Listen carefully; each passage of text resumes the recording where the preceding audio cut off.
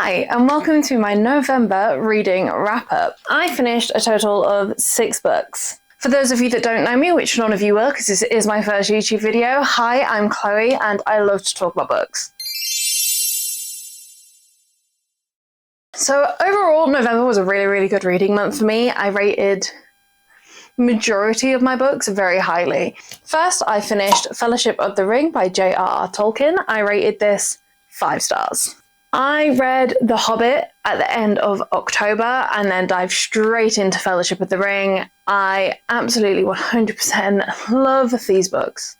But here we start the journey. Obviously, I don't want to give any spoilers. I don't know if you can really spoil Lord of the Rings anymore with it being the age that it is. So obviously this is the beginning of the journey where we follow Frodo, Sam, Merry, Pippin, Gandalf, everybody. It's amazing. So the writing style in this book is really descriptive. It's more descriptive than what I anticipated when I went into it, but I found it easier to read than I thought I would. I really enjoyed the poems and the songs that are throughout these books. I'm kind of really sad that they're not all in the films. I completely understand why, because there's so much to be packed into the films already. I can get why they were missed out, but they are so vital and so important and just so interesting that I loved them. All of the characters feel so much more purposeful in these books than they do in the films. It's just because I feel like we have the time in the books to really get to know everybody. It feels like Samwise and Frodo are more whole, and I think that Perry? That's their collab name. I feel like Merry and Pippin make more sense in the films, and the way they join the adventure makes more sense in the books, and it just feels like they haven't stumbled across it. Moving on, I did go straight into The Two Towers by J.R.R. Tolkien. So this is the more slower paced book of the trilogy. The Two Towers as a film is the more slower paced world building film, and the book is definitely the same. Sometimes the descriptive writing felt a little bit overpowering, but once again it kind of made sense to the time period it was written in. I love world building. World building is a heavy way that I rate fantasy books. I found it hard with this one. If you think about it, these books are what our nowadays fantasy books are trying to go against. This is the template of how to write a fantasy, but we have been able to improve it and digest it more. So it's understandable that sometimes part of this can feel a bit slower and a bit overpowering, because this is what the template was and we've grown against and built on. But I still really enjoyed it. I rated this 4 stars. I will say at first I was a bit like, whoa, with how the books are split. So those of you that don't know, the books are actually, so there's 3 books in the trilogy, but each book is split into 2 sections as well. So they actually are counted as book 1 to book 6. I really enjoyed how the book was split in The Two Towers. So the first half of the book, so book 3 technically, follows Aragorn, Legolas, Gimli, that crew. And then the second half of the book follows Samwise, Frodo, and Gollum. So you feel like you are able to really focus on that one part of the story instead of going to and from. And then I decided I needed a bit of a break. I needed a bit of a palate cleanser because those are 2 really heavy books. So I went on to Funny Story by Emily Henry, and oh, I loved it. I love you so much. I rated this 5 stars. There was no doubt about it. Daphne and Miles, to me, as characters, just made sense. They were so realistic. The problems they were facing as individuals and as a couple were so realistic. Touching on the subject of it being hard to make friends in your adult life, that hit me so hard. This book made me actually laugh out loud. And not a little not like a little like giggle. It was like a full-on laugh out loud. My partner, Alfie, just stared at me like, you okay? And then like 20 minutes later, he went, what made you laugh so hard? I couldn't even remember. And I love that for it. Thank you so much for making me literally laugh out loud. It never happens Also, it felt like the spice in this book was not too overpowering. It was very few and far between. And that pleases me because as a romance reader, the spice is my least favourite aspect of the book. And then I didn't feel ready to dive back into the fantasy world just yet, so I decided to keep it going with the romances, and I got Alfie to pick me out a book, and he picked Throttled by Lauren Asher. I rated this one 3 stars, which is my lowest rating for the month. So I love Lauren Asher's books. I've read the Dreamland Billionaire trilogy, and I loved every single one of those. I've read Love Redesigned, which I really enjoyed. I haven't read Love Unwritten yet. So I went into this thinking, oh, it's Lauren Asher. I'm going to love it. It was all right. I liked Maya and Noah as characters. I think as separate characters, they were really interesting.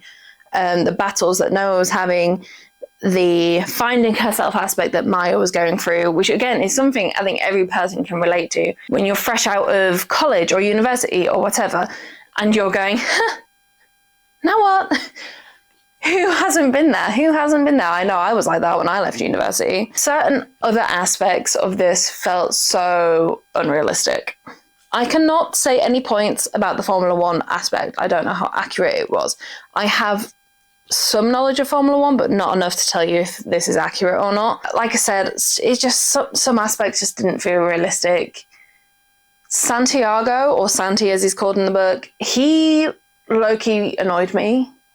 He felt so childish, so childish, but also like kind of irrelevant, which shouldn't be the case. He was the important debate around Maya and Noah's relationship.